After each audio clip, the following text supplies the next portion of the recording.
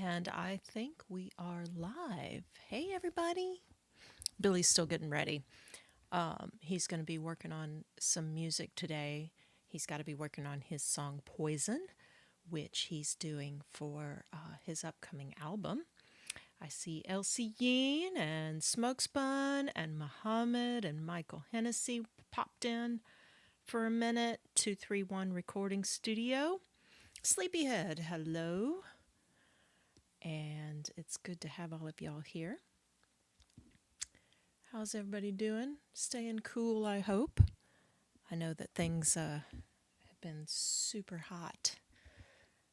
We had a little bit of a heat wave, but nothing. Am I muted? Can y'all hear me? You should be able to hear me. Oh, okay, good. Not muted. So, yeah, Billy's going to be getting ready. He's going to be working on Poison. As you guys saw in the thumbnail, he'll be laying down some Ebow parts. Oh, good. I see y'all. And we've just been keeping busy over here as usual. Billy's been putting in a lot of work on the low-end mixing course. And, oh, I'm probably not up on the mic enough. That's probably on me. But yeah, so if anybody out there is looking forward to this mixing course that Billy's been working on about mixing low end, it's going to be a good one, of course, but very comprehensive. So that's been mostly what he's been spending his time on for the last several days. And that will be available on the website. Oops. Which we're working on that as well. We've got a couple of people helping us out with that. And today is going to be kind of a fly on the wall. Billy's going to pop on in a minute and explain more. But yeah, he's going to be working on this, kind of trying to keep his head in the right space. Hey, Casey. Good to see you. Casey's been babysitting today. I'm assuming their niece. And I'm about to sneeze. No. So I don't know if Billy's going to pop on here in a sec. Looking like it. All right. Yeah. So, yeah, I was just chatting with everybody. Oh, Sleepyhead's here. Oh, Sleepyhead, I'll get that. Wait, where is he? Yeah, they're there on YouTube. Okay. Well, Sleepyhead, yeah, I'm going to go over that today. I'm going to get the estimate and everything here soon. All right, so here's what's going on.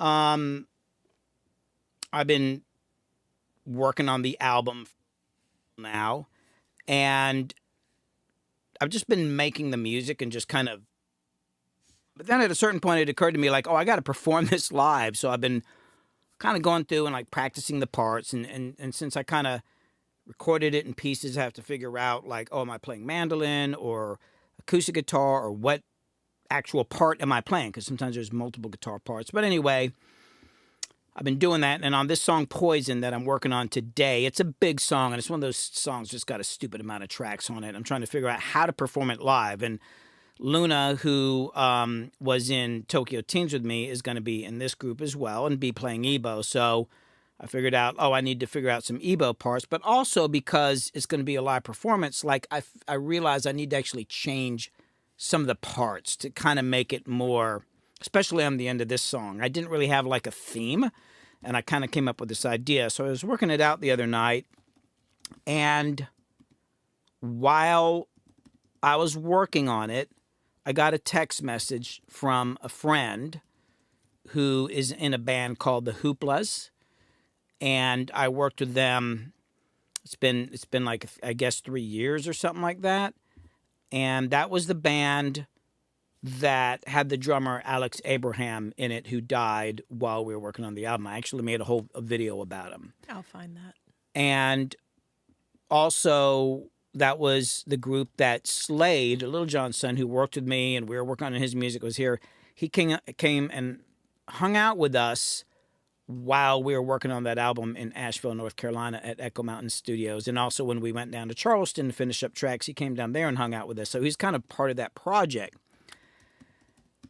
And then Alex died, and then Slade died not too long ago.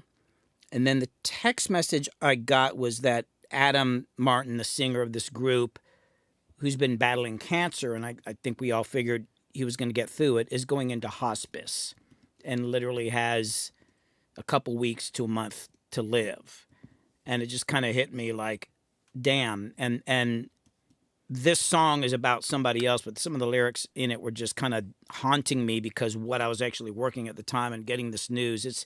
This song is kind of about, it's about negative things that can get in your mind and negative people, but how that can really affect your life. But there's a chunk of this song that's about literally about life and death, about wanting to be alive. And sometimes when things get so bad, you have to almost fight to stay positive or fight to stay alive in a way.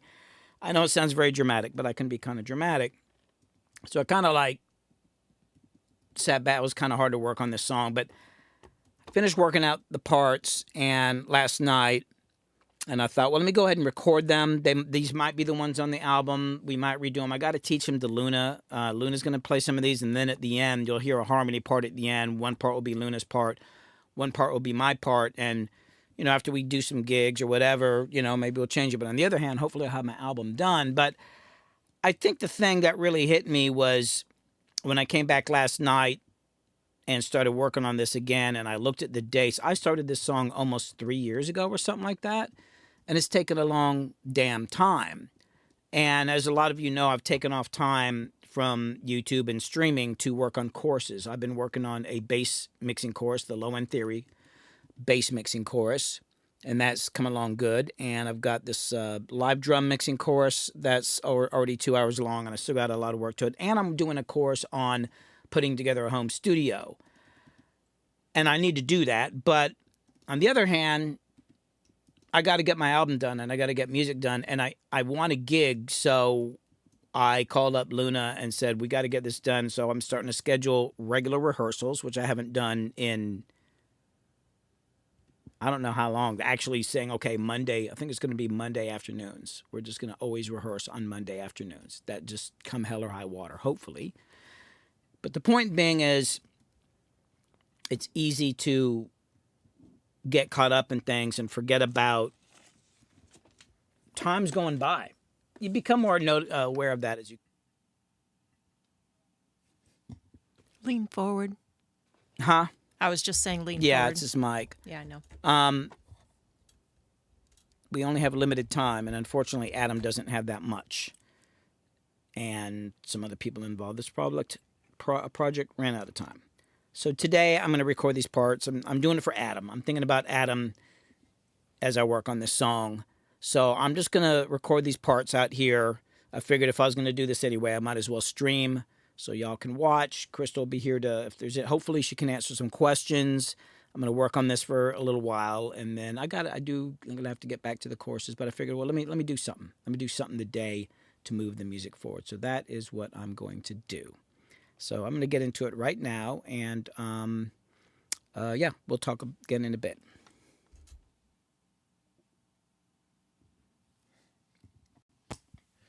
So I've got my settings so that I can talk to y'all without disturbing Billy. But yeah, and I have a cheat sheet with a couple of answers to questions Billy thought might come up of just about his routing and stuff like that and what he's working on.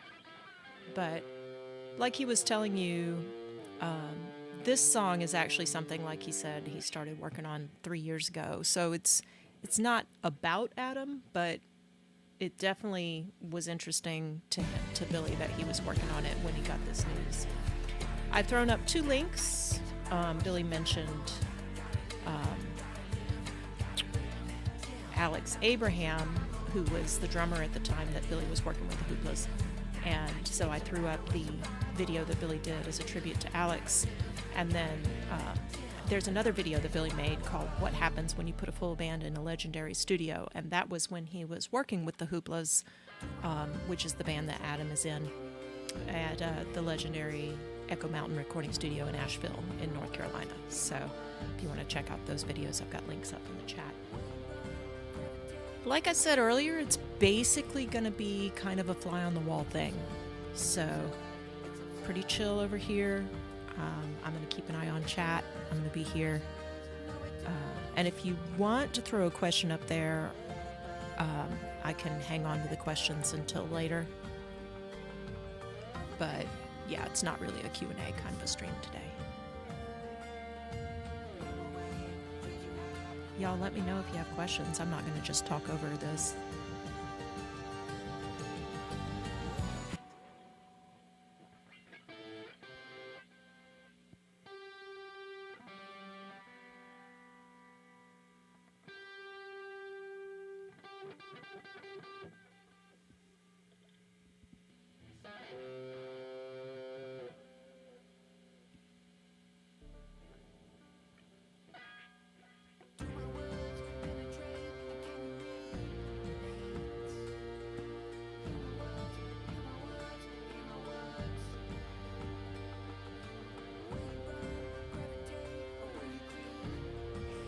Oh yeah, and y'all, if there's any issues with the sound, do let me know, because I'm not the best at picking up on that stuff.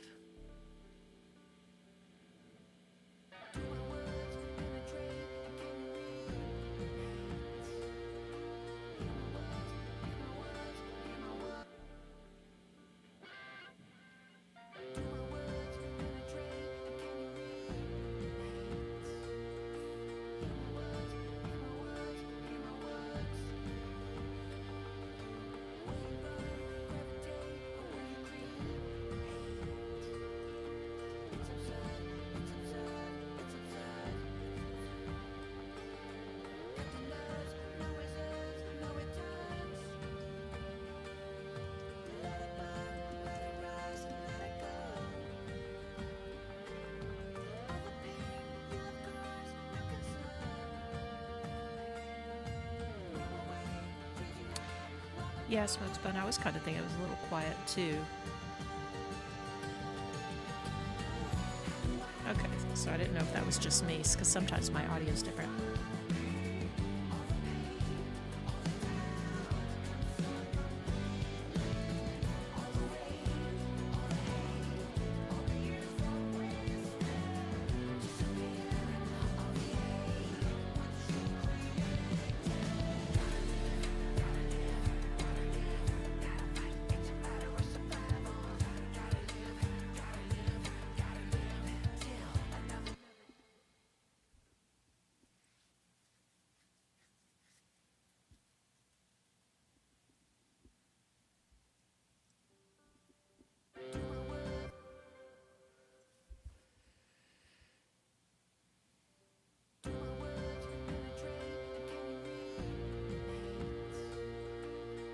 That's exciting, Casey.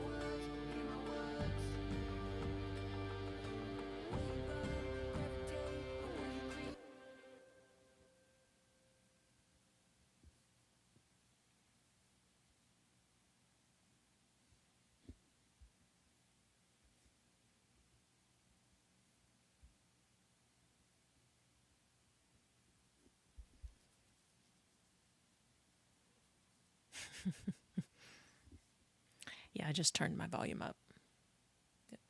Be a jump scare when Billy talks again.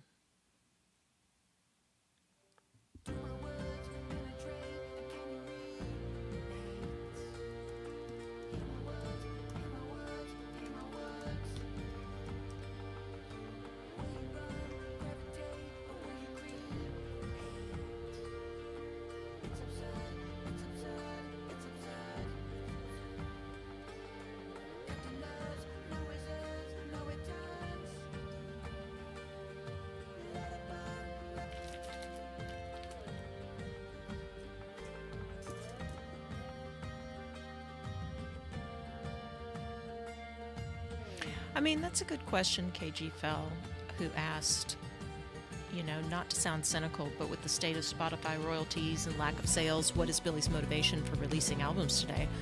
And it's so that other people can hear it. I mean, Billy would like to tour, and we're not necessarily talking about massive, tours, but you need your music out if you're going to have a gig. And, you just never know. But, yeah, it's not pointless if you're making music and never releasing it. It's absolutely not pointless. But it is something that Billy wants to share. So, and let's face it, a lot of y'all are artists, and there is a certain part of artists that want that feedback, or not even feedback, they want that recognition that comes from sharing that art. But Billy doesn't, he's kind of going back and forth, but there's a very good chance Billy's not going to put the music on Spotify at all. For various reasons. And as of right now, the few things that have been released, you can go and find on, what is it? I always forget it. Hold on. Bandcamp. You can find it at Bandcamp. Let me get that link for y'all.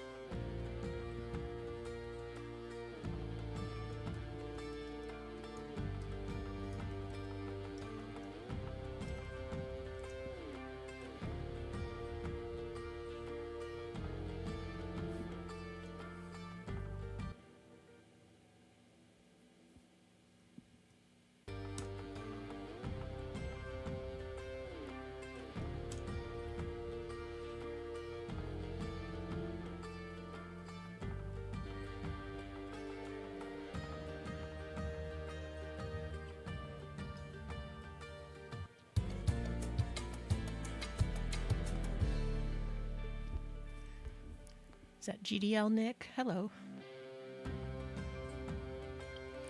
I mean, Spotify, on the one hand, that's where everybody listens to music these days, right? Not everybody, but there's, a massive portion of the population around the world that if your music's not on Spotify, they won't know it even exists. But, I mean, even if you put your music on Spotify, most of those people won't know it exists. And there's a lot about Spotify's business practices that, like so much of the music industry, is just carrot dangling. It's kind of like the Cinderella story thing. It's like on the off chance that it gets discovered, you don't want to miss out on that fear of missing out thing, FOMO. It's like, people want to make sure that their songs are on Spotify, and I get it, and they're not wrong, but at the same time, it's like, when you really think about the chances, how much are you really giving up by not having your music on Spotify?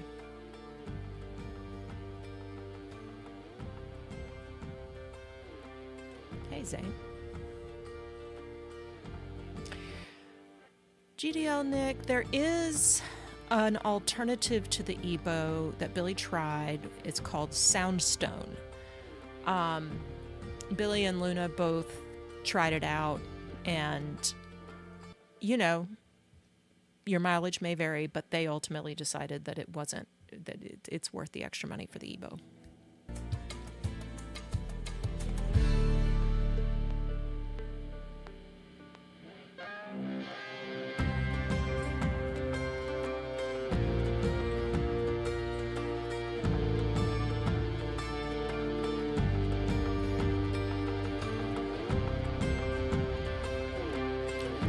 We love the Ebow.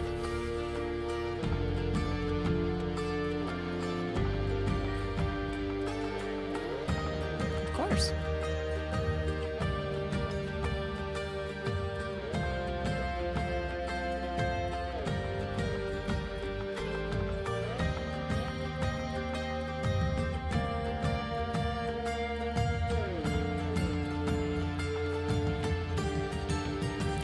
You know, Chronic Dream, I hope that's the direction it's going.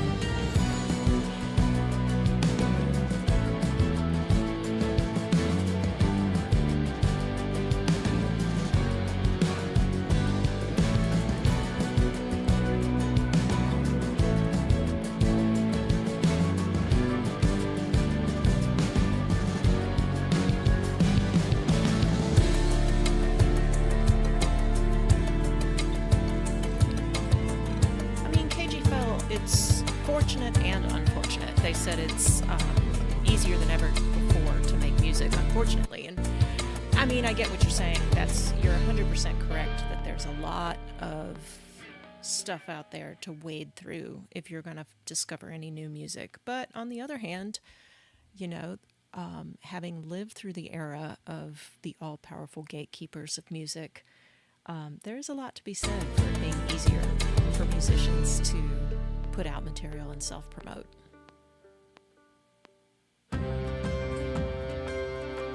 Ooh, that's a good question. No compass, no guide. I'm not sure how high those ceilings are.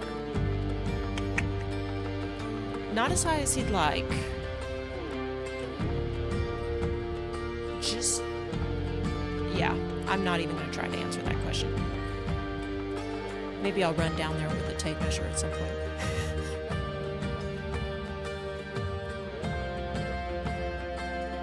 Yeah, I bet, Casey.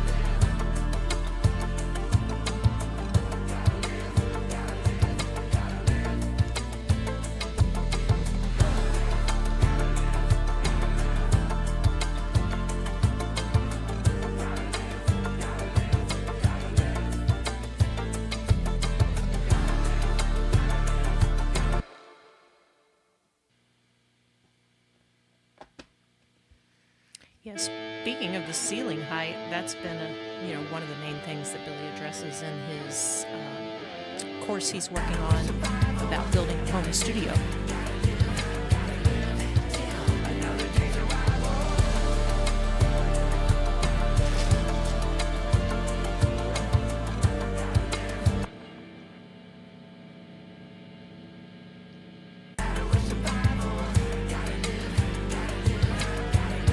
Yeah, no problem, no compass, no guide. Yes, this is Billy's original.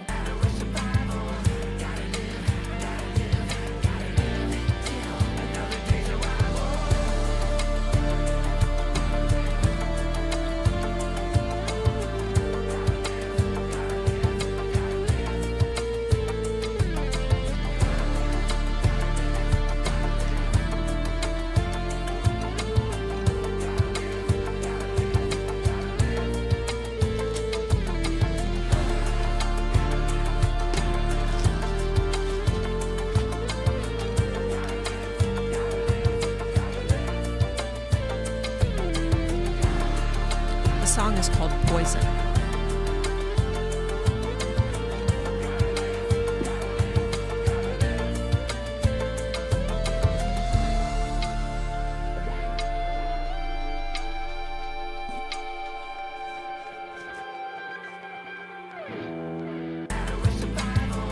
I don't know, KG Phil. Does it? Let's see what happens.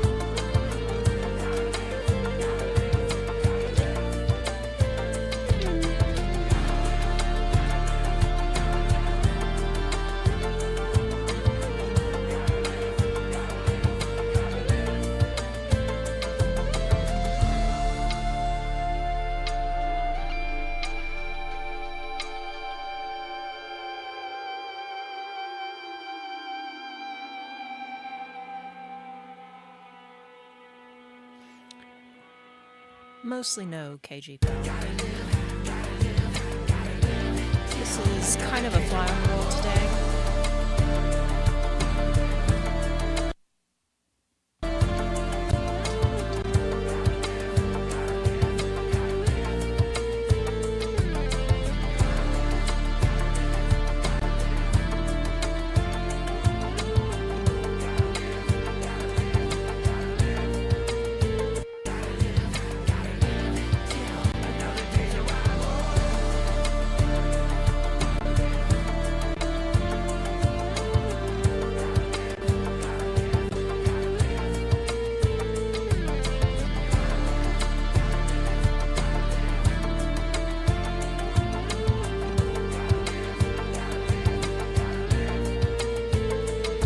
Yeah, sometimes you just kind of gotta actually focus on the song and let yourself be in that space.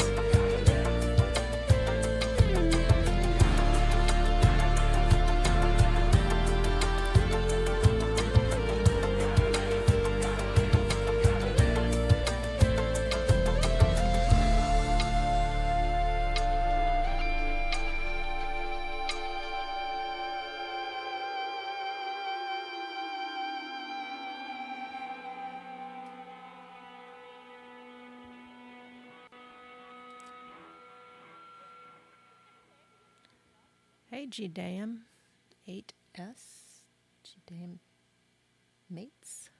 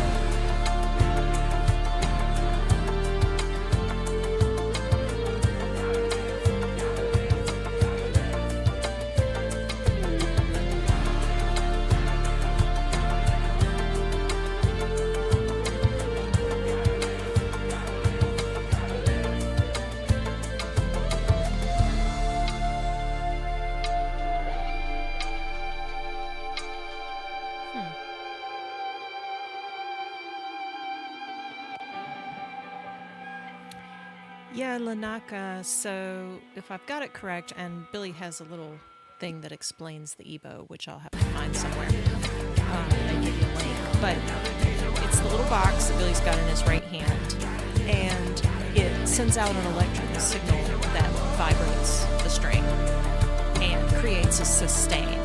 So as Billy plays, the Ebow makes the each note sustain much longer. And so you can come up with these almost kinds of strings parts and things like that.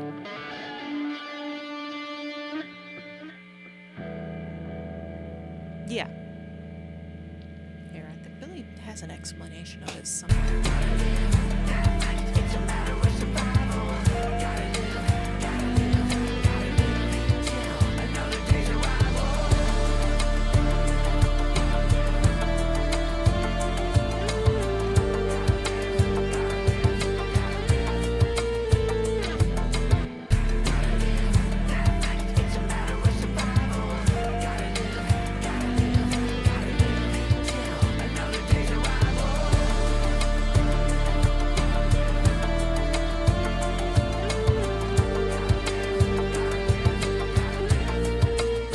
I found a couple shorts where Billy talks about using the Ebow.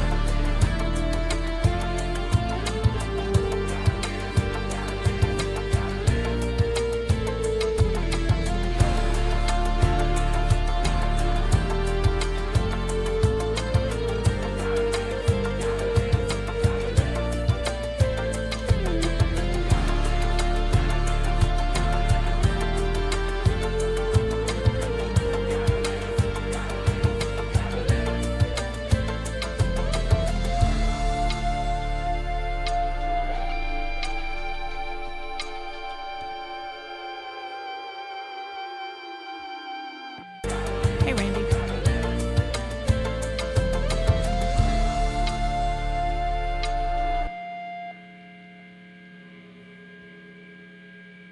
Sup, Mage? Welcome.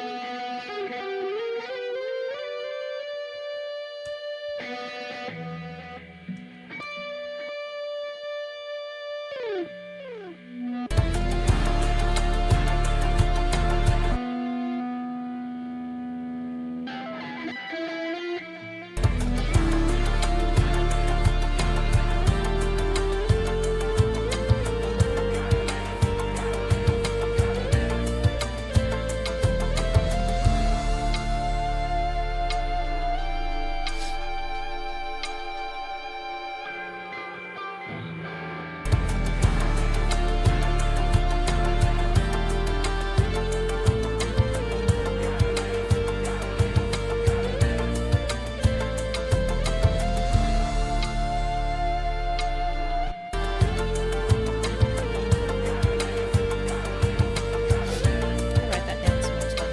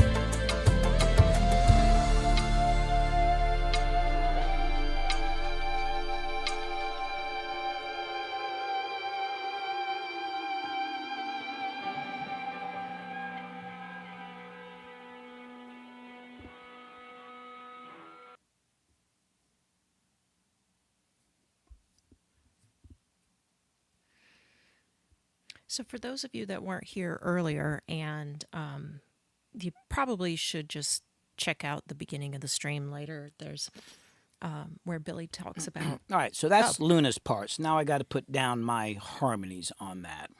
The switch guitars. But yeah, Billy started this song about 3 years ago. It's one of his originals. It's called Poison, about something else, and has been working on it recently. And then got the news that a friend of his, who's in a band that he worked with some time back, has been put in hospice. He's been battling cancer, and it looks like Yeah, the Ebow is a it's not going to work out. tricky thing to play. It's like sometimes it sustains well and sometimes it doesn't. And I got a brand new battery in here, but oh, actually, hold on. You know what? I just charged up a new one. Hold on. Let me get one that's really, really, really, really, really, really, really charged. So some of the lyrics of the song kind of took on a different meaning for Billy after he heard that news the other night. So he's kind of working on it today with Adam in mind, who's the guy in the band. And I will say this, I threw some links up earlier. This is it right here. This is the Ebow. Yeah, we were just talking about those. I actually found you've got a couple of shorts that explain Yeah. the Ebow, and so I threw up links to those. Got two switches. There's a switch on the back, which is the one I'm using now. It creates a harmonic like an octave up. Like it sustains the string, but it creates a harmonic. If I flip the switch the other way, it goes up 2 octaves or something like that. I never use it. It gets too screechy up there. Although, you know, can be used. You've heard these on a bunch of records, just didn't know what it was. So battery goes in here. And somebody earlier asked about a more affordable alternative, and I mentioned the Soundstone, but said that you guys It's really hard to get it to like. Maybe in a studio, but we're playing live, and me and Luna are like doing harmonized Ebow parts, and it's like it just needs to fucking work. The Soundstone was a lot cheaper, and we got it because we were really broke at the time. But it was like, we'll just spend the extra money and get one of these because these things just freaking work. Oh yeah, the battery goes in here, by the way. I wasn't sure if I showed you that, but it's cool. But this sucker, it just freaking works, you know. Still got to be careful how you hold it. Lanaka says it's called a Magna Vibra in Sweden. Alrighty. Yeah, Ebow for electronic bow. So now this is the harmony part, and I'm actually going to be playing slide with it. And it's just one of those things that you're going to have to bear with me. It takes me a while to really nail the damn part. Sometimes I get it right, but I like the sound since I don't play slide much.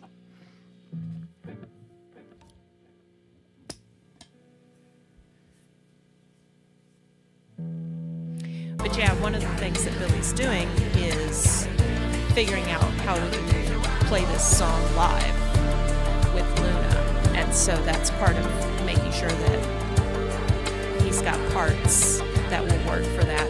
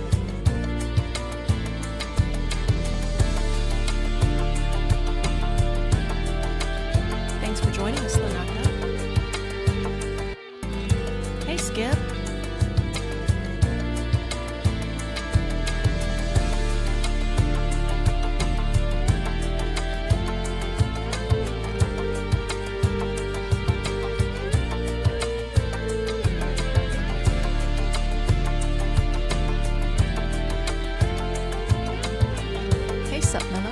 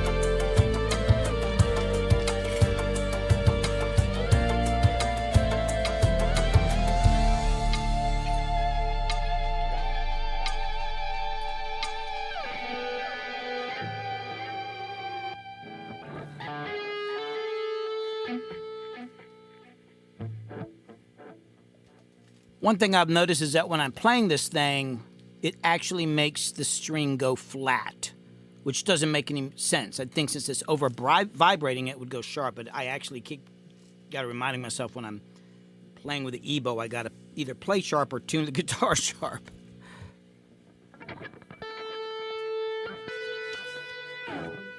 I'm going to re-mention that KG Phil.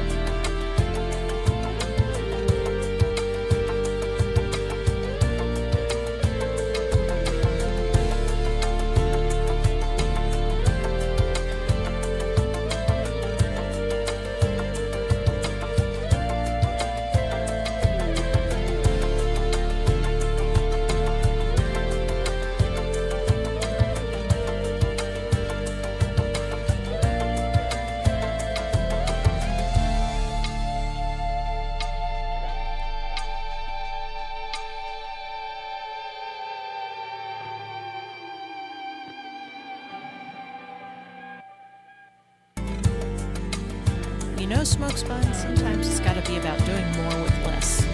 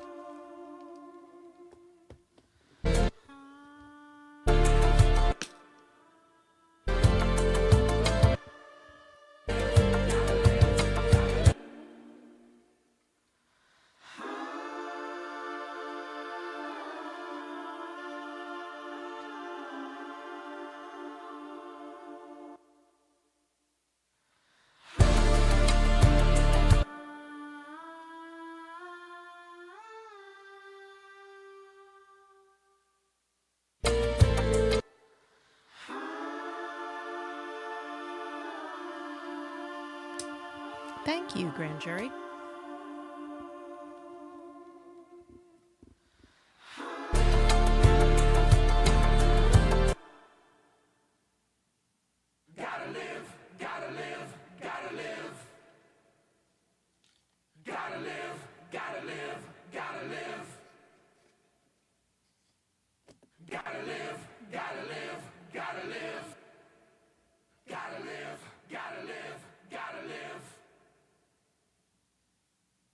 Some of these background vocals have our friend Jake Arnold on them as well.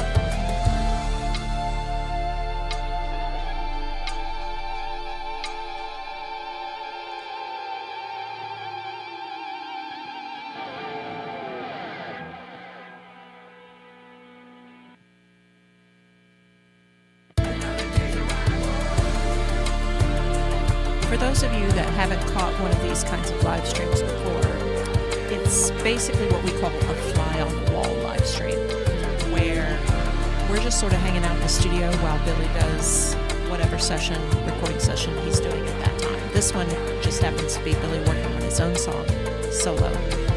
Although if you look back at previous live streams, which by the way you can find all of Billy's previous live streams on his YouTube channel, Freaking Out with Billy Hume, under the Live tab. They're archived there to watch whenever. You'll see there's a number of Fly on the Wall live streams with various bands, especially an epic series of live streams with a band called Rehab. Hey, Dope Scope.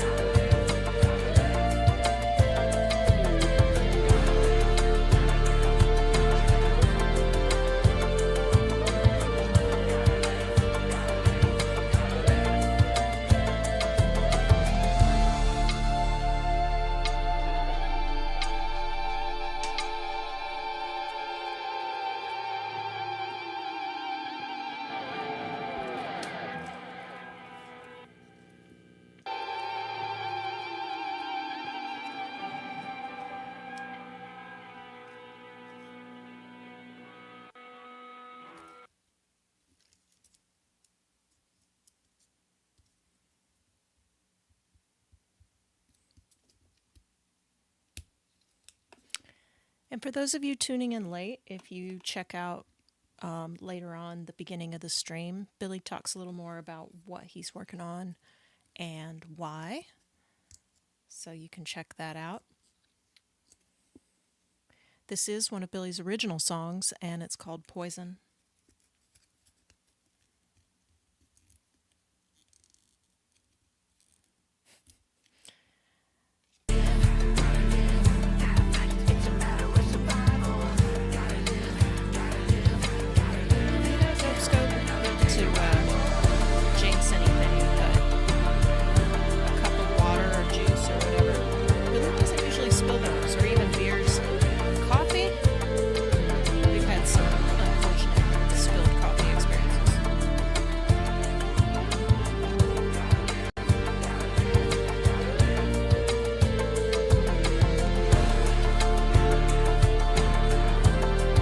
One memorable time not that long ago where Billy bumped one of his cups of Spanish coffee, which is loaded with cream and sugar. Nice full cup, just brought it down, went all over the rack of gear. That's to Billy's right there. And so, it's not just coffee, but it's going to have milk, and sugar, which doesn't dry very well. There was an emergency dismantling of some of that outboard gear right then and there.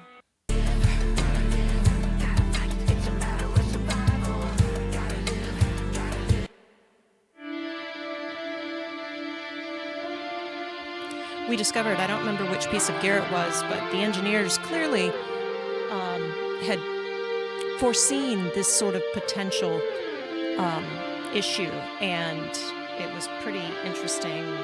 Like, I don't know the correct terminology, but the jacks where the 1/4-inch plugs go in, like, almost had reservoirs in there that prevented liquid from getting very far. It was pretty impressive. Well, Toothy Run Recording Studio, if you're going to make a coffee now, perhaps maybe we should all get lidded coffee cups.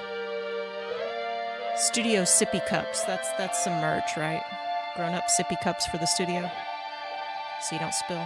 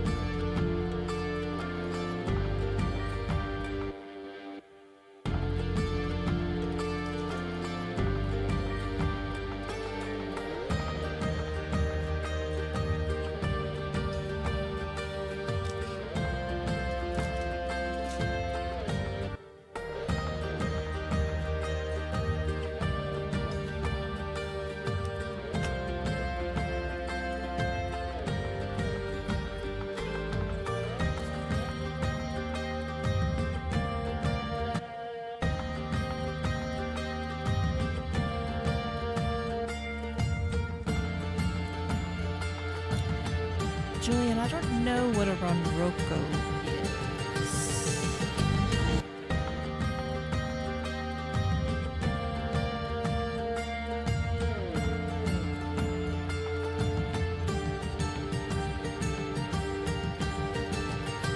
Oh, cool. Bolivian string instrument. No, what you're hearing is a combination of hammered dulcimer and mandolin, I think.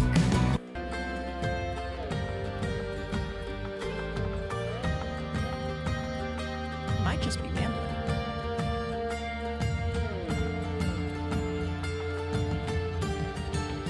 Oh no, there's hammered dulcimer.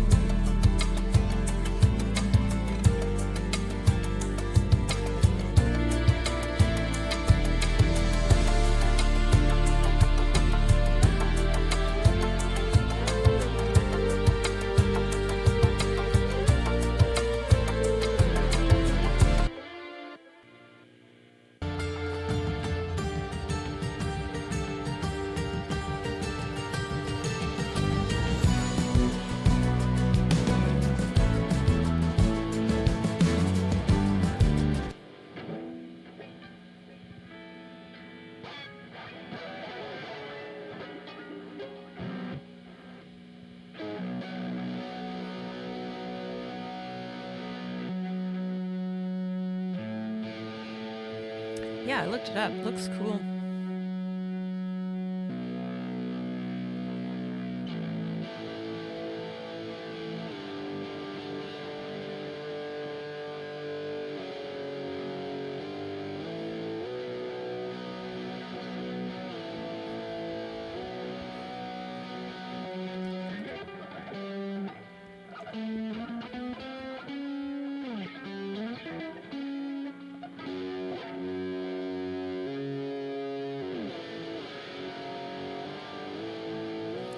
Yeah, actually,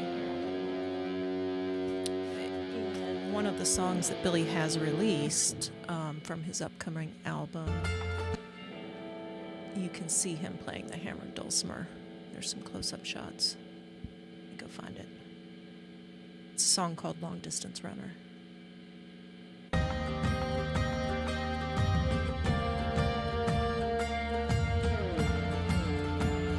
It's on Billy Hume Music YouTube page, which is another YouTube page he has.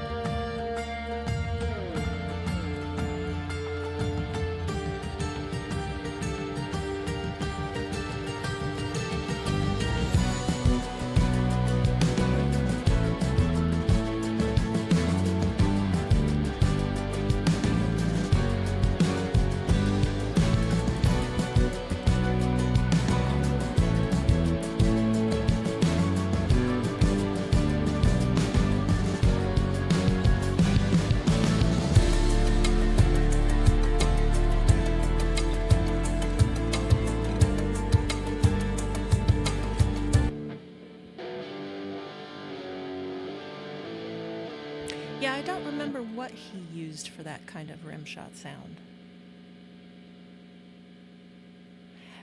Billy actually live streamed a good bit of the initial creation of this song. while ago.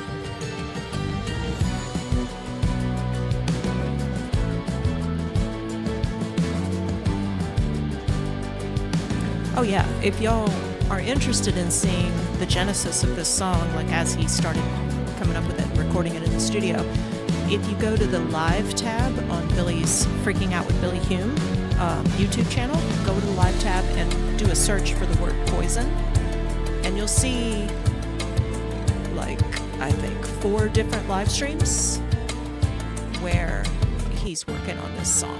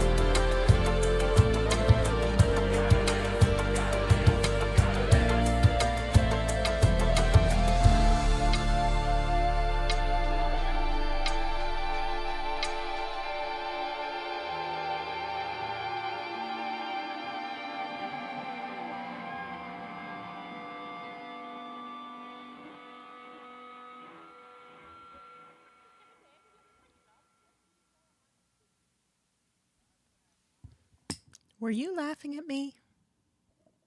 I was just pointing at you. That's the parts. I got them done quicker than I thought. Now I just got to teach them to Luna. But yeah, two-headed monster. The rim shot sound there is actually not a wood block. That is, and I actually made a video about making samples and using. It's called my unique secret production techniques, and you can see me make a lot of parts for this song. Oh, I'll pull it up. That's what I was kind of a little depressed when I was talking about it earlier, because I started working on the song like 3 years ago, and I made that video a while ago. I'll show you what I did. That whole section there is mostly made out of things that I sampled, like I think we're talking about this section here. Let me turn off the vocals and I'll show you what I'm talking about. Because I made the video and I started sampling stuff, and I kind of surprised myself with how I'm using these on songs regularly now, but hold on. So I sampled a plastic water jug, like one of those big water jugs that you see in an office, like 5 or 10 gallon or whatever. So that's this right here.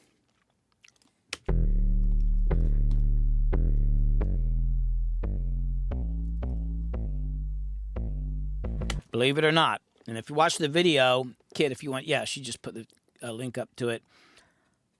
I did this, all these samples that I'm about to play you here, I did using either a 57, like a Shure SM57, or a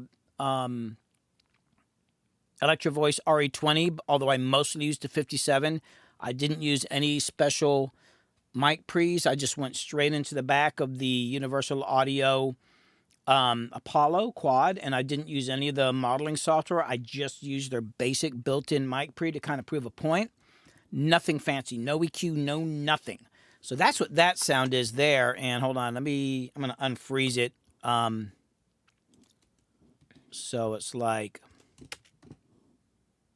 see, it's freaking out now. It's not playing now because I did something.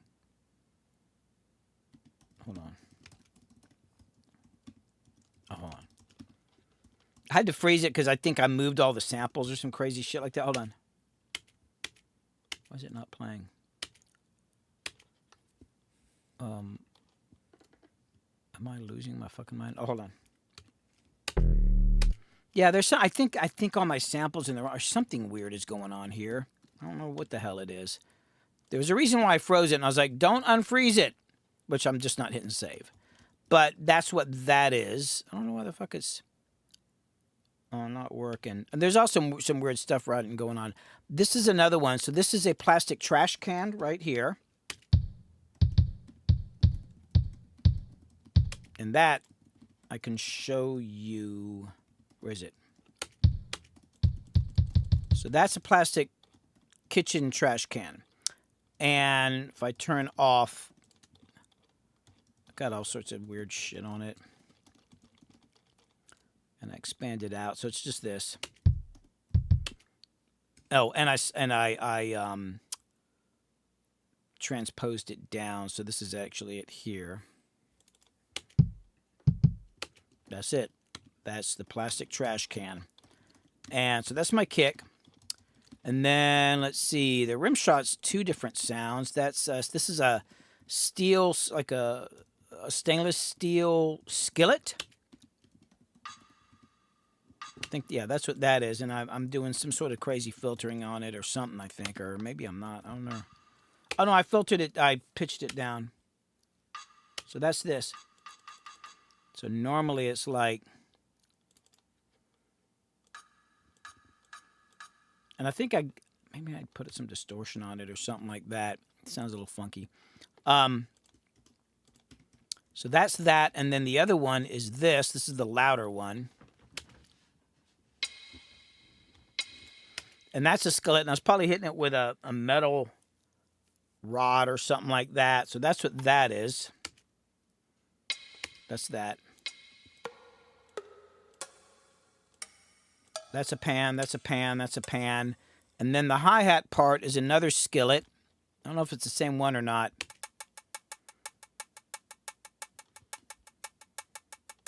So the whole drum beat, the main drum beat is all stuff that I sampled in that video.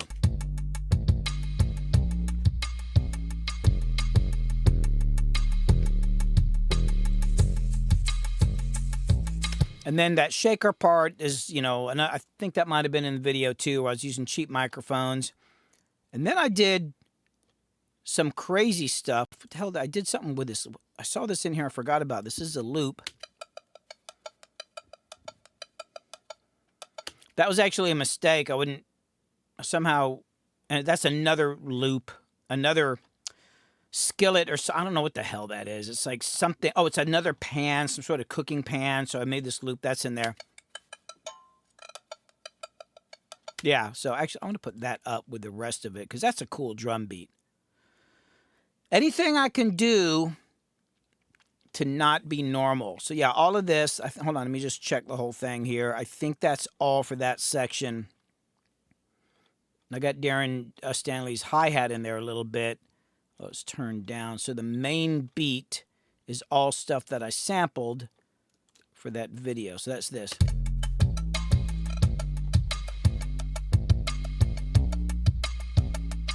In my shaker with the cheap microphones.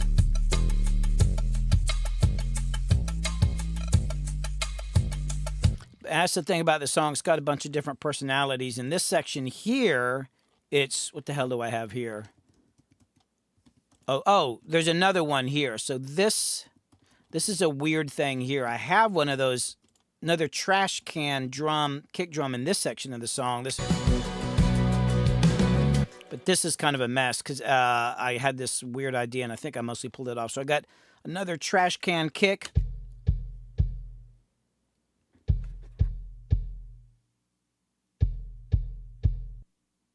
It's kind of, if you have big speakers, it's almost like a sub kick mic type thing. It's under the live drums. I'll show you in a second. And then I just got some samples. I got this.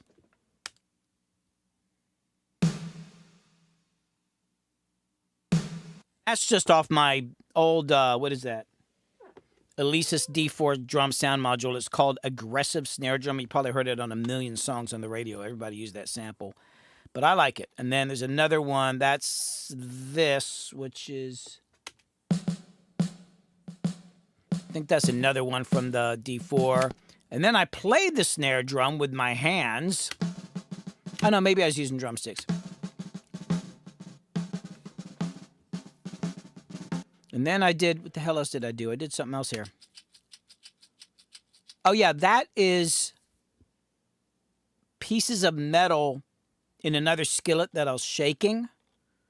And then this is, oh, I actually played the hi-hat. And then this is actually from another song called Long Distance Runner. I just like this loop. And then I had Darren Stanley come in and play drums on top of it. It's kind of a mess, but I just wanted to, it's kind of hard to explain.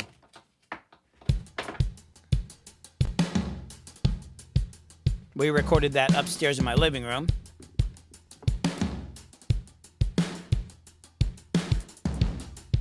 And little trinkets put on, you know, symbols like ride cymbals and shit, like...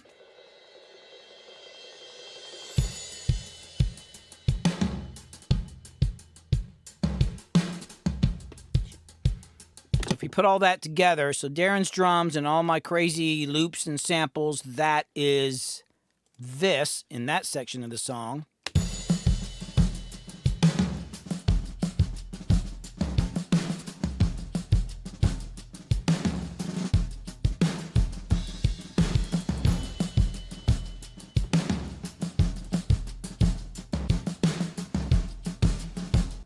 There's another thing from that section of the song, so if you listen to it,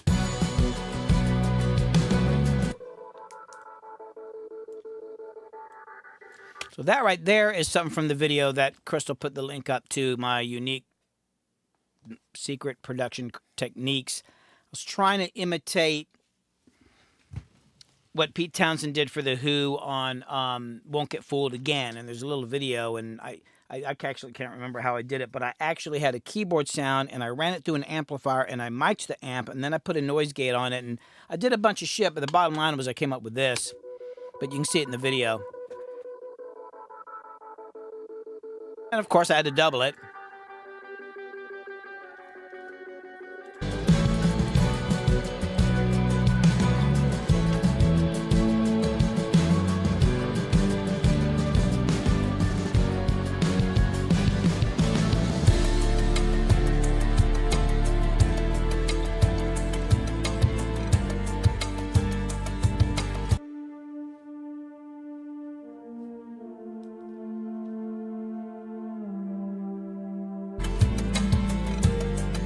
Yeah, it's just another one of those songs with probably too many parts on it, but it's getting there.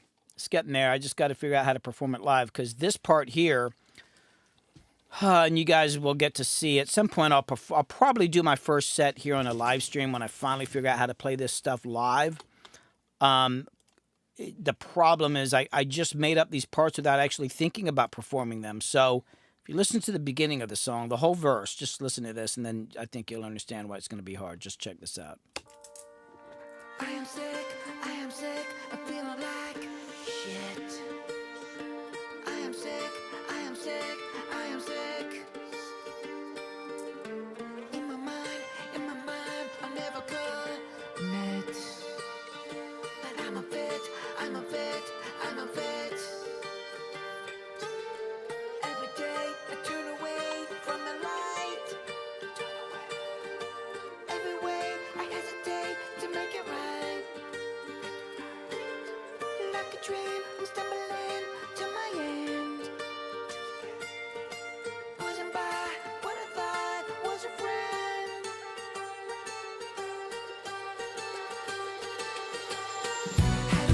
So the problem is, you've got these parts here.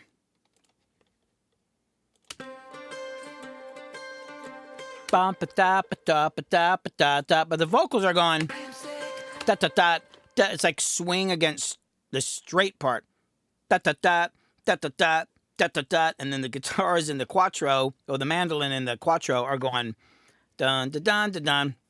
And I spent hours working on it, and I couldn't figure it out. So I bounced down those parts and dropped it into another Ableton session, and I'm playing it at half speed, and I can do it at half speed.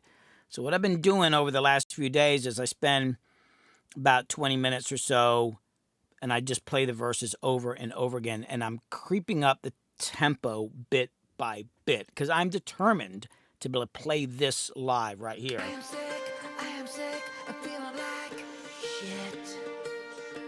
I am sick, I am sick, I am sick. See if I can pull it off. And then the trick is I'm going to be playing mandolin through the whole song until we get to here. And I got to figure out how to switch over to Ebow, because Luna will be playing Ebow up till here. Like, well, Luna will be playing Ebow through the whole song, and then here.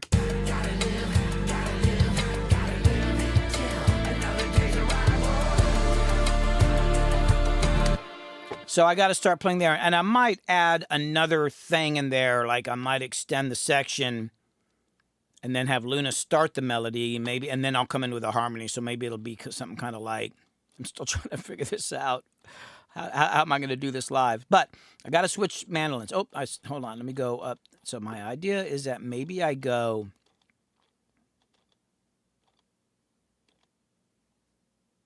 Yeah, maybe it does something like, does that.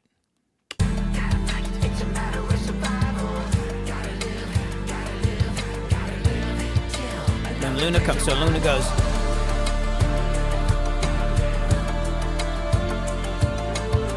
Now, right now, I'm like taking my mandolin off, or I've already done it. No. Oh, wait, hold on. How many times that play? Hold on. That. How many measures is that? I don't even know. So it's 16 measures. I'll come up with something. But, you know, maybe she starts. So I go.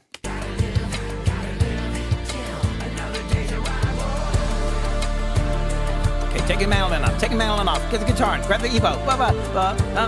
Okay, here we go. And then I'm going to be like, then I'll come in here. So that'll give me, you know, 4 bars. I can do that. I just got to figure out how to get all this happening on stage. So, you know, Monday we start figuring out some of this stuff. But anyway, well, I guess I feel like I did the parts, and that was a record-breaking goddamn. Yeah, for a fly on the wall, that was pretty short. I said for a fly on the wall, that was pretty brief. Well, it's not an official fly on the wall thing. It's just kind of like that. I just wanted to focus on the parts, and I don't know. It's like when I was playing it, I was just thinking about Adam and Alex and Slade and how they're not with us anymore, and I just got, I don't know. It's just hard to know. I've known people who've passed, and I know a lot of people with health problems, and the weird thing is everybody's a lot younger than me. That's the thing that gets me. Like, Alex was young, Slade is young, Adam is young, and there's been other people, like, you know, Baby B died a few months ago. He was a guy in a group with Bone Crusher, and I'm an old man. I'm still chugging away over here. But the thing is, it just made me realize I've got to get on with this shit. I got to get the courses done. I got to get the YouTube channel thing, but I got to get my album done and get out and gig. I mean, it's not like I'm expecting to do any big concerts or anything like that, but I just want to get out and play and do this stuff and get this damn thing done. And it's taking so freaking damn long, you know, because I'm just trying to do so much. So, but anyway, that's what I was doing today. Is there any questions that anybody had before I go? I hadn't even been looking. Yeah, I don't know if they're still here, but how tall are your ceilings in the control room there? Not very. This is not a great control room. I only have, they're like 7 feet. It's lower than I would like. It's just what I got. Then this room was a toy room, like a playroom for the kids. And Well, it started out as basement storage. well, yeah, and then it turned out to like it was like there were so many toys down here you couldn't actually see the floor. Yep. But I was driving like about an hour to my other studio because I have another home studio where Darren lives. But it's like I can't. I just didn't want to drive with you. So I actually and I've actually I'm work on my courses. I actually talk about this in the studio thing because it's part of the story and about my home studio. I put this room together so that I could do some editing here. And then I thought, oh, I'll do some tracking, and I put a vocal booth in. And then for some of my clients, it's actually easier to drive. Even though I'm pretty far out of town, it's actually easier for some of my clients to drive here than to my other studio, which is way closer to town because of traffic. So I started having people coming out here and doing vocal parts. But I still go down there to mix and track drums. But during COVID, I started doing a lot more work on the studio. I also started the YouTube channel, and I thought, oh, I want to stream sessions. But there's a point like I was like, man, my living room upstairs is fucking great. It's big. I put 16 mic lines right up there and headphone lines. I just brought all my gear from the other studio here. The only thing I have at the other studio is a set of Yamaha NS10Ms and some Haflers, and I go down there to mix once in a while. But I've gotten to the point that I can get my mixes. Even though this isn't a great room, I've worked on it and I've tweaked things and I got the car test thing and I just brought in these speakers here behind me that I used to use years ago when I was learning how to mix, and they've been sitting on a shelf for like 25 years, and I pulled them out to explain some things in this course, and I plugged them. I was like, God, these things actually sound really cool as a reference to hear things a different way. So I've been able to like finish my mixes here. If I really could, I would literally build a control room onto the house, but it's just I can't afford it right now. And it also got to the point like I wasn't really planning on making this like a real studio. Like it's just a place to work, and it just kind of kept going. And at a certain point, it's like, oh, it's for real, and now everybody comes here, and I work here all the time.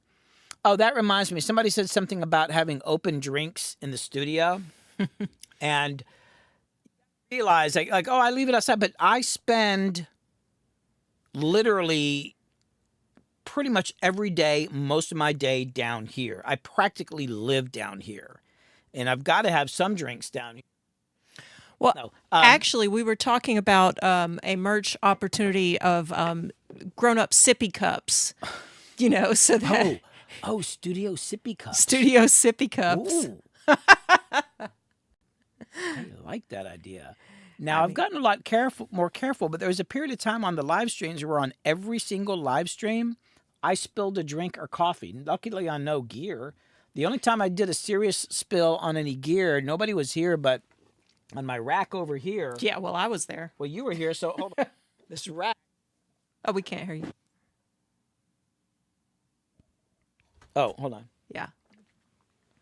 So my rack is like here next to the board. And it was actually before I got this thing here. Like this helps with like not spilling stuff because it's like this big area here. And if I spill, there's like a little lip on this thing here, so it'll hold the water while I run and get or whatever it is, a towel.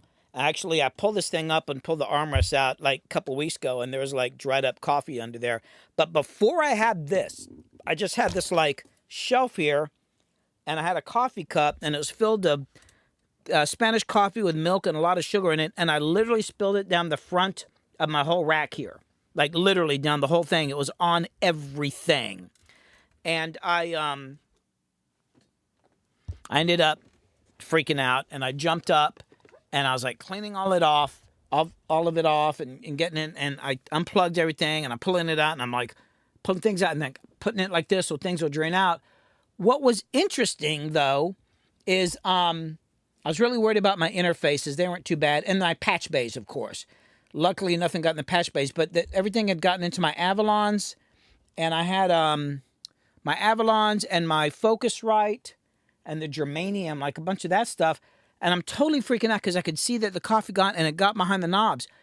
If you pull off the face plates on these things, they know. These people know that guys like me are going to do stupid things like that. So, like on the Avalon, if you pull it out, I think it was the Avalon or one of these, they kind of, there's actually a space back there, and the buttons come out in such a way that if you spill something in it and it gets back there, it just drains out the bottom, and there's another hole that the buttons go through. It's like I was so relieved. It's like, oh, they knew that I was going to do something stupid. So like on the main pieces of gear that had the most coffee spilled on it, there was like this escape route. Like they knew like this some idiot's going to spill coffee on his rack when he's like been down there puffing too much and too late at night and having a good time, and like swings his arm around and like knocks his full cup of coffee on the rack. Thank God. But oh my God, I literally. But Yeah, point being, I mentioned lived the fast emergency instant dismantling of some of that gear. Oh yeah. Yeah. But I mean, it's like I live down here, so it's kind of like, I can't. I mean, I like the idea of Studio Sippy Cup. Is actually a really good idea, but I'm very, very, very careful. Yes, everybody smokes in the studio. Jesus, I mean, no cigarettes, of course. But hey, I mean, it's not like it's much. It's not like I'm doing anything crazy down. It's not like there's people now. When I was doing rap sessions back in the day. That was another story. I mean, normally if there's going to be anything like that, we walk outside. But when I was working on rap sessions, oh my fucking God, it would be like being in a bar. And I get it, but it's also kind of like, it's not good for the equipment. But on the other hand, being stiff and uninspired is not good for music. So there's got to be some sort of balance there. You know what I'm saying? That's all I'm saying. But yeah, I pretty much live down in this goddamn basement. So yeah. Hey, SJK. All right. Well,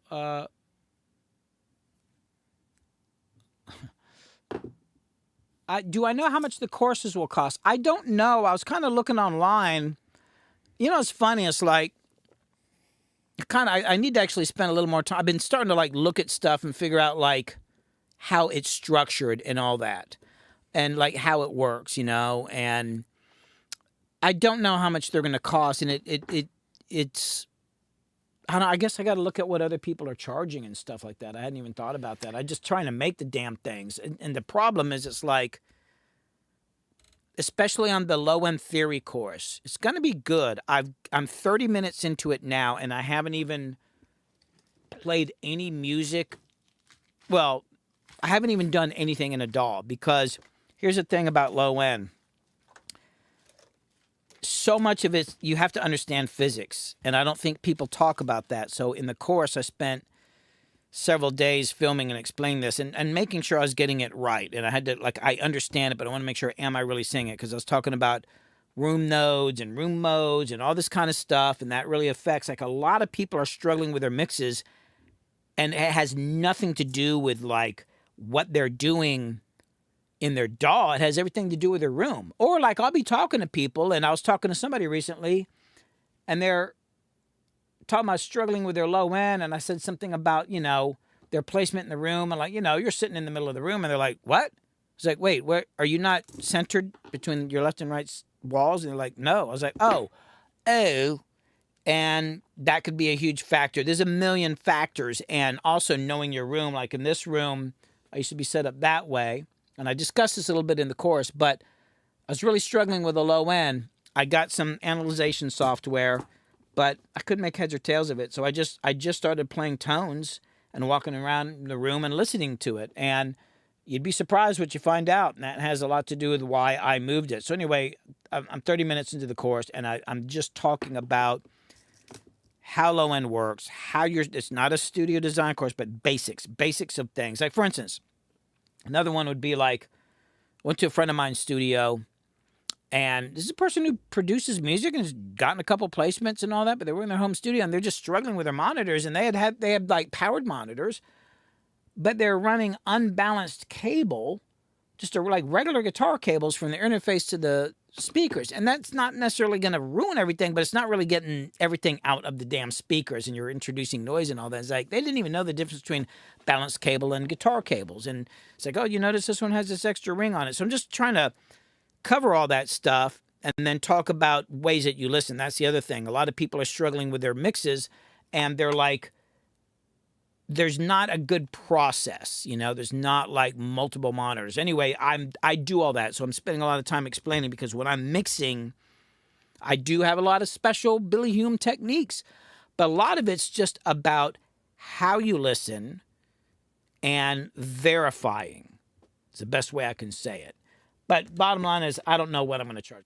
I got to get online and check it out. And Yeah, we want to, we want them to be affordable, but at the same time, we don't want to, this is a lot of work. So we want to make sure. especially for me, because I'm really super detailed about things, and I like to explain things very carefully. Like what I've found, one of the reasons I started making videos about technical things was when I was learning DaVinci to edit videos. I'd get on there and the guy would be talking about something, and then he would say something and do something fast on the screen, and I could never see what button he pressed, and he was like skipping stuff that he's not, because he knows what he's doing, he doesn't explain everything. And I'd be going nuts, like, I don't know what button you press, or I don't know what that word means, or I don't know this thing. I finally found this one guy from South America that was really good, and he would literally explain and zoom in like this button here, and what that means is blah, blah, blah, blah, blah, blah, blah. It's like, oh, I got it now. So I just want to be like that with these courses, where I just don't assume. A lot of people can be like, oh, I already know that. I already know. But a lot of people may not know some really basic things about just, I don't even know where to begin, you know? It's just like, there's a lot of things that it's easy to take for granted. So I'm being very, very thorough on these things. Oh, so no compass, no guide. You're in the process of building the building and designing the rooms as we speak. Yeah, good luck with that, man. Like, if you're actually, like my other studio, I designed kind of based on some just really basic rules, and it sounds great. This one, it's because it's not a great room. If I had the money, I would design something from scratch, and I'd probably get Tony Terrebonne, who works here in Atlanta and knows what the hell he's talking about, come in here and design it. But it gets really, really deep. You know, there's the whole golden ratio. Yeah, like, and this one is not the golden ratio. I can assure you that. So the shape of your room can affect how it sounds. It gets really freaking deep, man. And so yeah, if I could, I would build a control room out back. I already know what size I would want and everything. Oh, and no compass, no guide. I think you must have missed when Billy answered the question earlier. He said, about 7 feet ceilings, Billy? These are 7 feet. Yeah. So But it's the only room I got. I mean, actually, so I'm making a course about putting together a home studio. And in one of them, I've got another bedroom upstairs that one of our kids stays in when they're here. They don't live here. But what I did is I'm emptying it out, and I'm actually going to start with that room from scratch and just kind of show you, like, well, okay, if you had an empty room here, but that room's fucking great. That would be a great studio, but it's next to I can't have clients coming over next to my bedroom in the house. Crystal's got to sleep. I'm down here cranking music at 3 a.m. She can't hear it here, but over there she'd hear. But I would love to make that studio my control room. That room would be amazing as a control room, but it's just in the wrong part of the house. This is the room I got that I can use, so, you know. Hey, and you've already taken over every ounce of storage that this house has, plus, the rest of the basement and also the living room. So, Yeah, I keep saying I'm going to do a live stream and just walk around the house. We have so much crap here. No, let's not. Yeah, maybe not. Yeah, and Smoke Spun, I want a shitty room because who is listening in a good room? Well, I mean, some people do have good rooms in their houses. They just don't realize it. It's just all based on dimensions, right? But that is a good point. There's a guy in Nashville, and I worked there for, I guess, a week. It's Joe Pisapia's place, who did a bunch of work with Katie Lang, and also is in, I think he's still in Gunster? What's the name of that band? Guster. And I loved his control room, right? But it was nothing fancy. You know, it was like sheetrock walls and the paneling. And I asked him, I said, man, I love the way this control room sounds. He says, I didn't do anything too crazy, just like dimensions, the right dimensions and the paneling up. And I made a comment about the sheetrock, and he says, everybody listens to music in rooms with sheetrock. You know what I'm saying? Like, that's what, I was like, oh, yeah, that makes sense. Because I've been in some studios that were like perfect, right? And they just sound bizarre. Like, I'm sure y'all have seen that studio online at Blackbird Studios in Nashville, and it was designed by Massenburg, and it's that one with all the wood slats coming in. It's like it's a room with absolutely no reflections on it. It's beautiful. And I went in there because I was working in Studio D on a bunch of projects, and it's right next door. And there was always like superstars in there working. They just mainly go in there to write and all that, and sometimes they're mixing. But I went in there for them to demonstrate mixes in that room, and everybody's like, "Oh yeah, this is great." I thought it sounded like shit. It didn't sound like any room ever. It sounded freaking bizarre. They said, "Well, no, you can just hear the speakers. There's no reflections." It's like, yeah, but so they're like playing all this stuff, and it was cool. It was cool, but it was just like it actually hurt my ears being in that room. It was like So yeah, I think there's a balance between getting the room right and then, making sure that it's not terrible and making sure there's some basic stuff. But I feel like being in a room and hearing what things are going to sound. It's like why people go do car tests. Like everybody listens to music in a car, so go do that.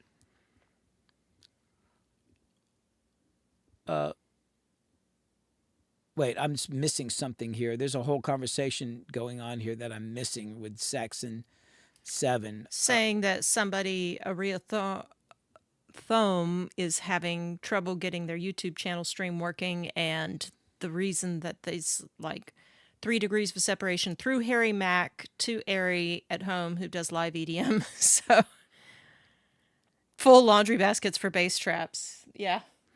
Yeah. And the other thing is you'll see people and they get those foam things, the triangular foam things, and stick them in the corner, and they call them bass traps. I mean, those things are kind of cool to help the room not be too echoey. But I tell you what, those are not bass traps. I hear people say this all the time. I know that there's certain kind of panels people can get that have this rubber stuff in them, and I forget what they're called. But they can kill bass frequencies, but they're usually designed to kill only a specific frequency. But something that's just going to capture bass in general, it's not going to happen with something that's and people get these traps or panels are like that thick or whatever, and those foam traps, they'll be maybe this thick in the thickest part, but they're not getting anything down. Like if you're talking about bass, it ain't getting no goddamn 20, 30 hertz or 50 hertz. It ain't doing jack shit. A bass trap requires a lot of cushioning, a lot of padding and space, and it's got to be. I've been reading up on it a lot lately because I kind of know this stuff, but just to verify, I think it needs, like, especially in low end, it needs to be thicker. But that right there, where's my camera? That whole wall over there is a bass trap. That whole I don't know how well you can see that. Back behind there. Yeah, so that you see the wood, that's for diffusion, but that black cloth, there ain't no wall. That black cloth is there, and there's like 2 feet of insulation, then an airspace, and then a couple more feet of insulation and an airspace, and then more insulation on the back wall. It's like 6 feet deep. And I didn't design it scientifically. It was just the only damn space I had, and I knew it needed to be big. So I just stuck it in there, and it really did a lot on the room because this room was insane. And now I've got it kind of where it's a little bit more controllable, and I've done some other stuff that makes the seating area, like where I'm sitting here, actually is really, really good. But if you get back in certain parts of the room, it's kind of like sounds a little weird. So like, hey, if you want to hear the mix, you need to be up in this area right around here. So tube traps. Yes, tube traps can be cool. Now, but once again, Sup Mellow said that, asking about tube traps. I don't know much about those, but I will tell you this. I was at my friend Jason Kingsland's studio, and his control room is pretty big, so he's got the space for it. What he did was get these, it's tubular insulation for like industrial type places like factories and restaurants. So it's like if you have like air coming down a big metal tube like this or like that, you have to insulate it, and you can buy this hard, rigid. It's like 703. It's like Owens Corning 703, which looks like insulation. It's yellow, but it's stiff. It's like comes in these rectangular like panels, right? But these are big circles. So I think it's like 4 inches thick, and they're about 4 feet high, and it's basically a big circle, a big tube, and you put them over these pipes, right? But he just buys them, stacks them up, and covered them up with like burlap. And he said, man, these things fucking work great. They're actually capturing a lot of bass down here. And I was like, holy shit, that's really great. I don't have the room in here to do it. He's got the room to do it. So I thought that was kind of cool. I'm gonna talk to him more about that and maybe, put it in one. I'll definitely, when I'm working on the home studio course, I'm gonna research that a little bit more. Rick Fensta saying Room EQ Wizard is a godsend for figuring out where your issues are. Yeah, I tried that. It just didn't. Maybe I was doing something wrong, and I was using really good mics and all that, and then it just never seemed to tell me what I was hearing. And I tried it over and over and over again. I'm reading the directions. I'm like, man, it's telling me all this shit, but that's not what I'm hearing, And I've heard other people say, maybe I'm a freaking idiot. That's why I just pulled out I just ran tones through my rig through the speakers, and I walked around the room with a dang nice good decibel meter, and I just went, how loud is 50 hertz in this part of the room? How loud is what happens with 80 hertz? And hell, half the time you don't even need to use the decibel meter. You can just I encourage all of you to try this. Get in Pro Tools, run a tone. You can just use the test tone meter, or if you don't, I think you can do it in Ableton. I can't remember how. There's actually a way to do it. Just play a pure tone and do it through your speakers with a subwoofer, right? And just walk around the room. With the meter. You could, but if you just want to just see. That's true. Because were you down here when I was a kid? I was showing you the 80 hertz thing. Yep.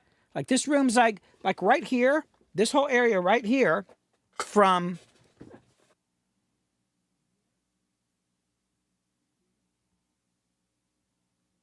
Remember, we can't hear you.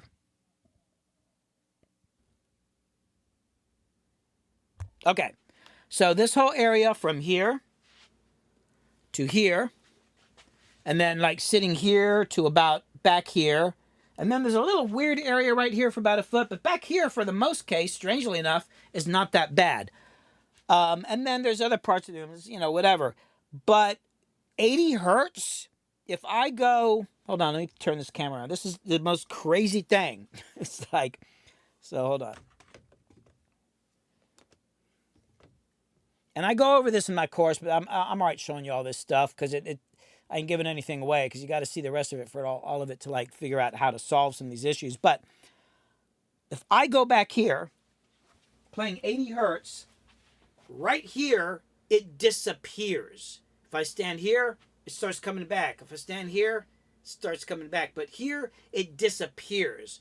And that's because there's a room node there. There's a room mode, and then their node is a section of the mode. So a mode, you'll hear about this in the course and all that. But so even good design studios have these. The thing is, you want to get them down to the least bit possible. Now, luckily, I'm not mixing in that corner right there. Now, other frequencies like 50 hertz sounds fine. 50 hertz works pretty goddamn good all the way around the room. Like the corners can be pretty weird, but strangely enough, my low sub shit works really good everywhere in this room except those two corners there, pretty much. Certain like 80 hertz and 90 hertz are a little weird out from the corners. Everything else was pretty goddamn good. But, play a tone and just walk around the room and see what happens, and it'll freak you out. I think it was Harry was saying that when he stands up from his seating position, that suddenly there's like all this bass up above his head, which is really strange, which means you might think about putting a cloud trap up there, like cloud thing up there. Yes, use eraser. Proper composing helps the mixing, like when you have definite lead, rhythm, chord instruments. Yes, so use eraser. Says, I always believe when you compose that every instrument has their own frequency range where it works and then separate via panning. Yes, you're absolutely right, because I'll get mixes from people and they'll have a bunch of keyboard parts in there and they're all freaking in the same range, like, hey, one of them should have been an octave up or transpose the parts down. So when I'm arranging stuff, I'm thinking about the mix, EQ and stuff. The only time that is not practical is when you're working on bluegrass, because in bluegrass music, when you're doing bluegrass, everything's in the same frequency range. It's like, for the most part, like, if you think about acoustic guitar, fiddle, banjo, mandolin, you'll see these charts and they try to separate it up. It's like, oh, it's all pretty much in the same freaking god dang area. And, banjo and dobro have very similar characteristics. You got to pan them apart. That shit's the hardest god dang shit to mix. And there's only so much they can do with the arrangements. You just got to deal with what you got to deal with. But if you got other, if you're working on, other types of music, yes, you're absolutely right. I'm thinking about that stuff. Actually, you just had, was it a short that you just released that talks about that, right? About how important the composition and performance is before you get I to don't the know mix. if that was from a short or from one of my courses, because I have you looking at my courses, because I've been working on 3 courses at the same time. So, yeah, that is.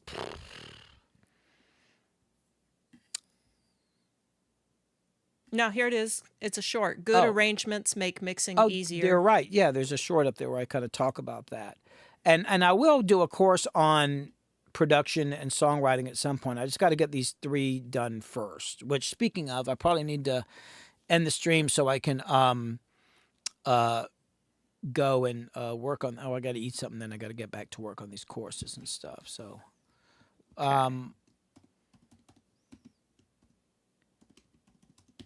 yeah, smokes bun, 2 dense per heart. Yeah, and also the other thing is like whatever kind of material you're using for traps, the density matters as well. And also when people hang panel, and the other thing though, I will tell you this, because I'm working on the courses, I want to verify things. You look online and everybody has different opinions about shit. There's a million acoustic scientists out there that all have different ideas about it. But, when you hang like all my panels here, these panels here, those panels and those panels, they are actually, they're not right on the wall. There's an air gap behind them. So the air gap is the same distance as the thickness of the pad. But even there, oh my God, you look at people, oh no, if you do this, it should be a half of the thickness. It's like, whatever, man. It absorbs more freaking sound, And I just kind of listen. But that's another thing. If you're going to hang panels, you want to get the most out of them, put an air gap back behind them, One thing it did seem that everybody agreed on is like, don't make it more than the thickness of the panel. But some people get in on saying, but that's where you get, an expert in there. Somebody who really knows what the hell they're talking about to listen, look at your room and give you some suggestions. However, I will say this. If you're going to hire anybody to design a room for you, go to some rooms that they designed and built and listen to music in there before you do that, because I've been in some rooms that I thought sounded like shit. Like they're different sounding, and I guess maybe you could learn them, but there's a certain point that's like, it's just fucking ridiculous. Like, I don't even know what this sounds like. You know what I'm saying? And I think there's a lot of people out there that they get so caught up in the science, it gets beyond practical. And then there's other guys that kind of understand, like for instance, in this room here, there's certain things I could have done differently, and I need it to sound good. But I also, this kind of goes back to the whole thing about smoking in the studio.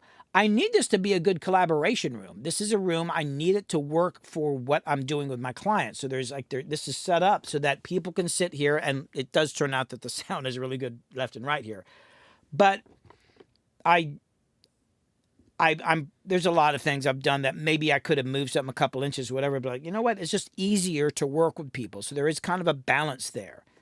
And I think people get too caught up in everything just being, I think there's a certain point where the science and the numbers take it too far, and it's just like, ain't nobody ever going to hear your shit in a room like that, I got a friend who mixes on computer monitors, like they're clips speakers. It's like some sort of like high end, like fancy thing, but they're not their expensive ones. They're like $100 computer monitors, or they're this big and they have a little teeny subwoofer, fucking plugs in with an 1/8 inch jack, and he loves it. And he'll just set up anywhere. And I swear this guy's mixes sound as good as anybody's, and he'll do it kind of anywhere.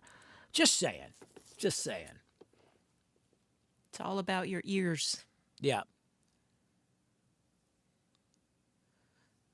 Clips. Yeah. Clips.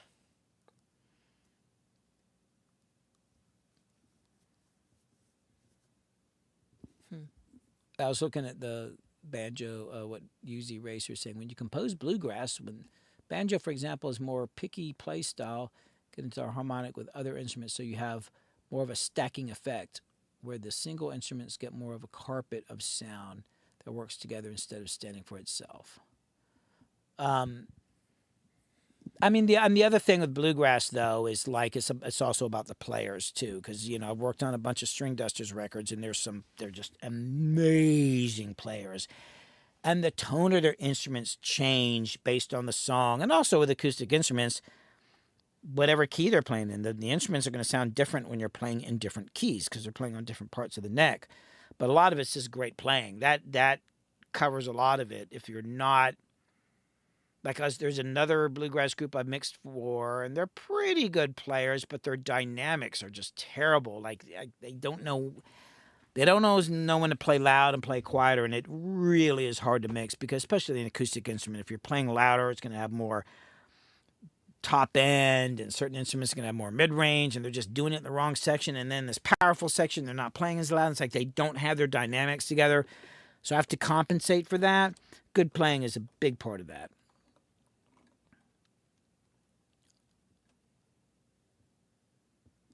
Yeah, Saxon, you hear a banger coming out of a car from down the road. It may sound completely wacky and comparatively crappy, but you still start dancing. And that's true, too, you know? You know, it's like,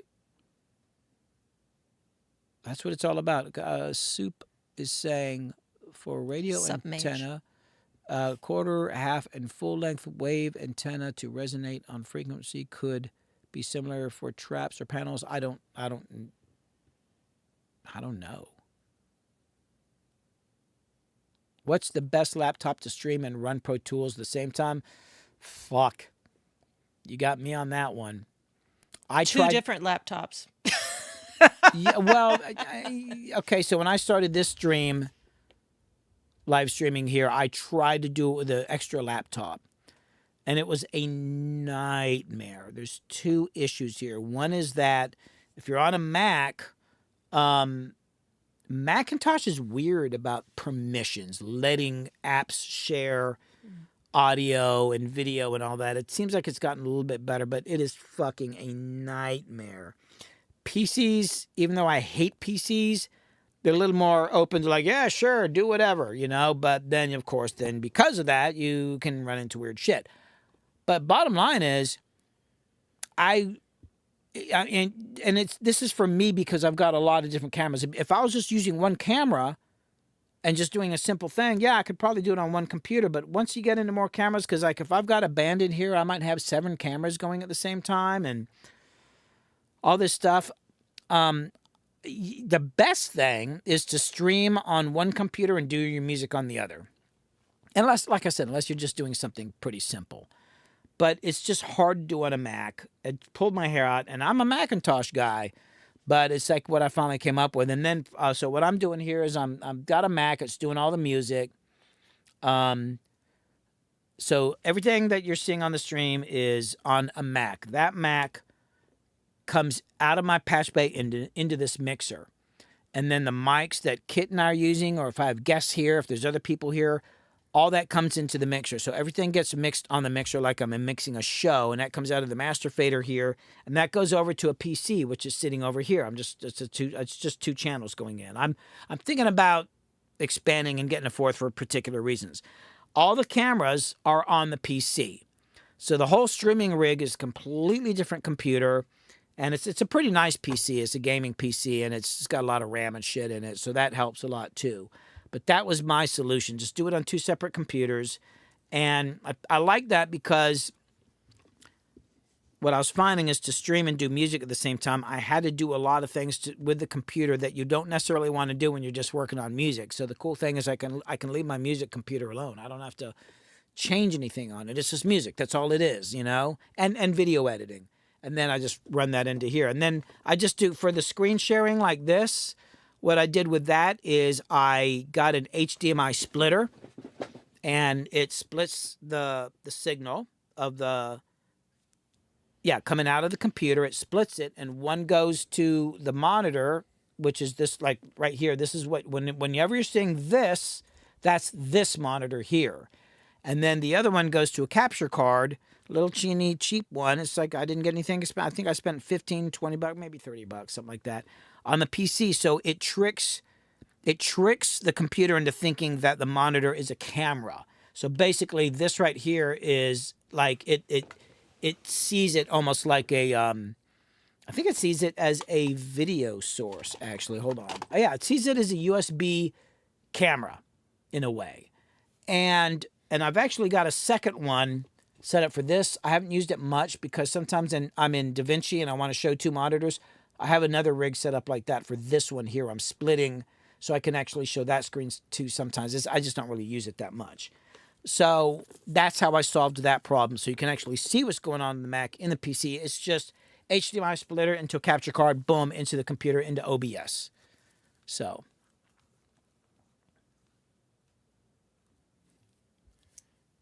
all right. Have I invented what? There's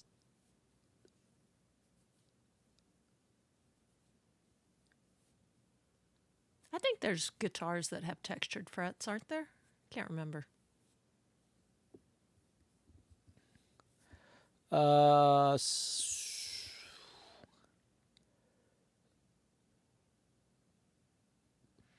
Saxon, you're saying a noted real-time musician who works in Disableton was faced with a CPU crunch. So I looked into it. Turns out a 32 kilohertz mono is something no one would even notice on the dance floor, at least. I'm not really sure what you're talking about there, but I will say this. I'm running a Mac here. I've got, it's an M2, one of the Silicon Macs. I spent some money on it. I think I got 96 gigs of RAM. And this song here I was working on today, I'm just going to tell you, this has a stupid amount of tracks on here. Some of them are frozen, some aren't. Like, look at how many tracks. This is just because I kept changing my mind. Plus, the song's kind of like 3 different songs in one. Like, each section is completely different. So it's almost like they got all their own drums and it's whatever. But look, this is how many tracks are in here. Right? I'm experiencing virtually no latency. Like, seriously, hardly any latency at all. My buffer in Ableton is at... Oh, I do have it on 256 samples. I thought I had it lower on that, and I got the... Well, that's okay.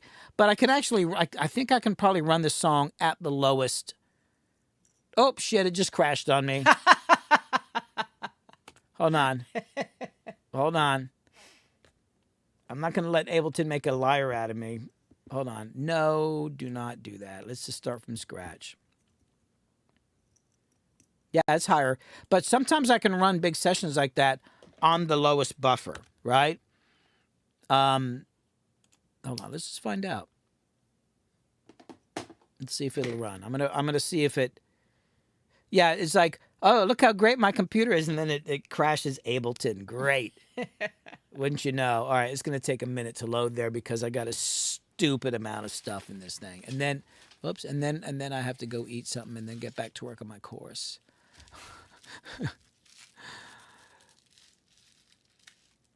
Oh, you're using, so you're using an Intel Mac Mini. Hey, man, those Mac Minis are pretty fucking good, man. Got to tell you.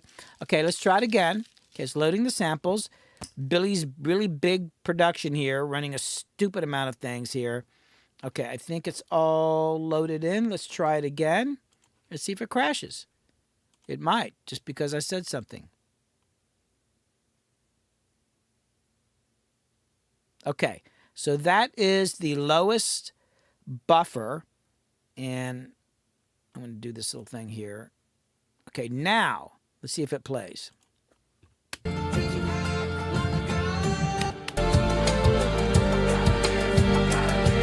Yeah, lowest buffer, no problem. I ran it up a little higher, and I guess I said it higher than I thought, just because I just didn't want any weird shit to happen during the stream. But yeah, I don't know, but I spent a lot of money on my goddamn computer because as I do this all the time. I'm doing video stuff, it's like this is how I make my living. And I don't like screwing around with stuff. So damn computer cost me, a pretty good amount of money. So yeah. Anyway. All right, so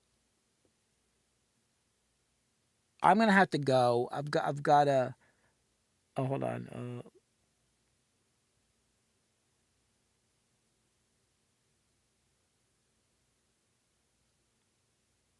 Wait, I am kind of like you. I need just 2 lead instruments, 1 bass, 1 or 2 pad string bass instruments.